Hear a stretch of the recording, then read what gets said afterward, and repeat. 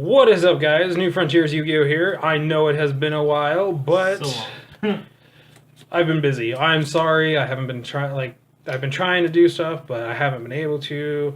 I'm playing 3 card games now. I'm running my own business. So yeah. Also, I'm still in school. So yeah, it's fun shit. Well, with that being said, today we have a first place locals Metalfoes deck with some interesting techs. It's by my buddy Nick and fellow teammate. With that being said, let's get this started. So, Nick, without further ado, Alright, so my indirect road was 4-0, so XO, or yeah, XO. Undefeated. I'll go with my tournament rounds after show the deck, so I got my 3 tokens. I played 2 Bismugear, that's the only difference between the usual builds, but other than that, like 3 Stealing, 3 Silvered, 3 Gold Driver, 1 Super, don't hate me, and then 3 Volflame. I wouldn't really. I'll keep it the way it is for now because the one Bismugear kind of helps, but then it's a high scale, so because you see more of those. One Luster, it really helped out this tournament really good because it just thinned down my deck so much. I've mained up 2 Maxis. I don't know why people don't main them. They sat them, but always going second. Someone goes to fusion or special summon, I just drop Maxi and they have to either end their turn or just wait. That's when I would take him. For me, I still use Gofu, only because of the tokens, and then I can do some cute stuff with this and the quick play, so yeah, it's really fun. I also run the Klee engine. For some reason, I always end up drawing Klee for Monolith a lot, other than Scout, because I like seeing Scout or Summers or search out the Scout to search out the Monolith, yada yada. But yeah, it's been working real well. I put this back in because we have Mithrium, which uses a Pendulum and a Metalfoe, so this isn't really dead. And plus, I run something else in the extra deck you'll see later to help bring it out. But yeah, I definitely like this more because of the Mithrium. 2 Excedrics, not 3. Can't find a third, but I do like 2 because it doesn't clog as much. Because you want to see more Metalfoes than those. But lastly, I did play the Bambuku Kieran. I hope Kieran doesn't get banned, but if so, I have been working on different builds and engines to take when I take this out. So, stay tuned for that as well. Oh, and also, this came in really good, helpful my round 4. I'll tell you guys after, of course. The 2 spell targets, I play 1 fusion, 1 full Metalfoe. I may bump this up to 2. I'm not sure. I may play a counter, which I don't play right now. But yeah, it works out. It just kind of hurts when I run out of the fusion, the regular one. Then I play 2 painful decisions and then 2 summoner's arts. I feel like this is the correct ratio because you can search out your Bullflame or your Scout, and this you could dump for a low scale, so it searches your high and your low, if need be.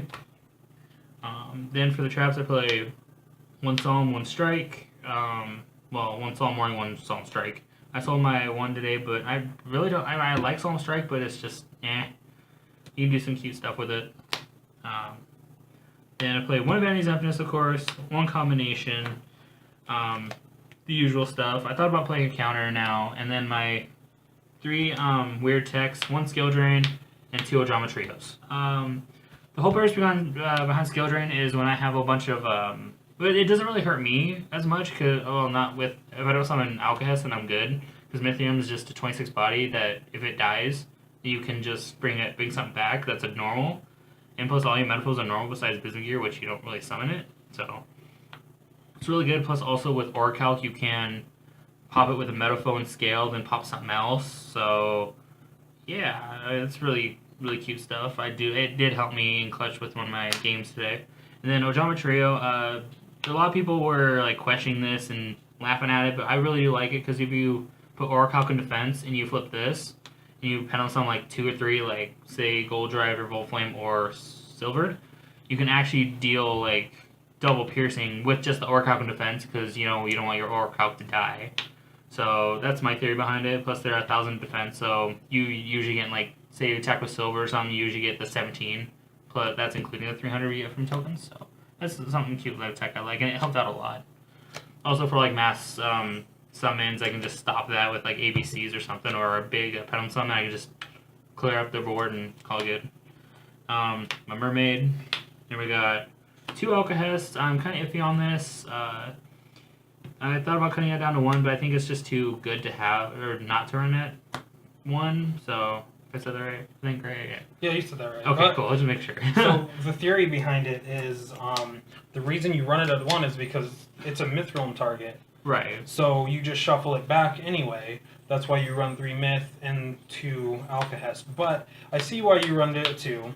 Yeah. Because if it does get DD crowed when you target it or something like that, then I'm out with that. Then you have another one on standby. So yeah, that way I can just put like a normal and then Mithril or something. Or it makes sense. So yeah, you know, like I said, also going back to the monolith the monolith. Since I do dead draw it a lot, that does help out because it's a normal monster as well. Then with the 2 of those, I run 3 Mithril. Mithril is the bread and butter, I think, of the deck, because you can recycle once, only once per turn, but I think you can keep like re-abusing it with the special summoning, which is really cool, which I did that today, and it rocks so much. 1 Orichalc, I may bump this up to 2. I still have to do more testing with this deck, but I have yet to do it. But 1 Orichalc did come in handy with, like they said, the drama tokens attacking in for 53, 56 or something like that. Or no, 36, excuse me. I think it was. And then just double pierce the rest of them. So I do play 1 Ignister. This is why I keep the Gofu for Ignister, so I can go special summon Gofu, get 2 tokens, summon level 3, usually Bumbugu to search out the Kieran, then just synchro to Ignister, bring out the Luster, and then just do that play. So that way, if someone flips over Anti-Spell, which, of course, the Pendulums struggle against it if you don't have the monster effects type to get rid of it, like I do with Ignister. So that does help out, so I don't have to like be dead with the dead scales. Then I do run 1 of this. It did help me today, but I wouldn't really count that because it was against the little kid, round 1. But I thought about cutting this. I might not. And then the Xyz I play is 1 Angineer and 1 Acid Golem. Of course, the Acid Golem is there for the skill drain. This is just in there so I don't die, pretty much. Because I do run a lot of level 3s. 1 Dugus or Emerald for the recycling ability. I always kept this in because of before Invasion of Vengeance, I played the normal Adamant and Crimson Knight, so I'd bring them back in that. But I might cut this for something else, for another Orchalc maybe. This I'm going to keep in because against targeting, I just redirect targeting type cards. Because I've done that before and it's really good. Of course, with the Scout and Monolith, got to play the Nova in Infinity. Never summoned it once today, but that didn't stop me from winning. So, and then I do play 1 rank 7 Red Ice Flare. You'd be surprised how much it does come in handy with only 2 Volt Flames. So it's really good. Like I've actually summoned this before and just won because of it, because my opponent would just lose so much life. And then for the side deck that helped me today, of course, my last token.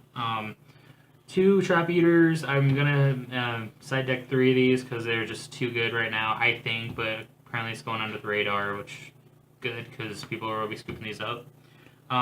Triple Flying Sea is a staple. I'm not changing this at all because the Zodiac's coming out next month, and this will stop them because they normal special summon this and they can't do anything else, and they have to get rid of it. I'm definitely going to take out the 3 Jinzos. Probably keep 1 in there, but I'm definitely going to take out 2 of the Jinzos because I never side them in, only for Paleozoics, but there's no Paleozoic players, except for 1, but he's pretty bad. And then you got the 1 Shadow Mirror. Shadow Mirror was okay. I never put it in today because there were no like dark type decks. This one, oh my god, this helped out so much with my 1 matchup with Herald of Affection.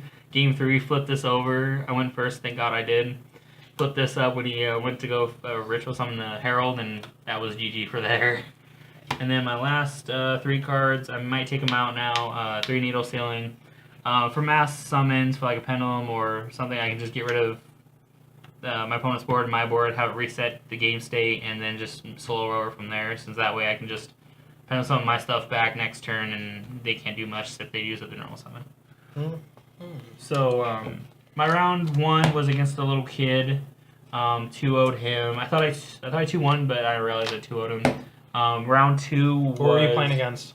A little kid, round 1. Round 2, I played... What was the deck you were playing against? Oh, Blue Eyes, sorry. Blue Eyes, round 1.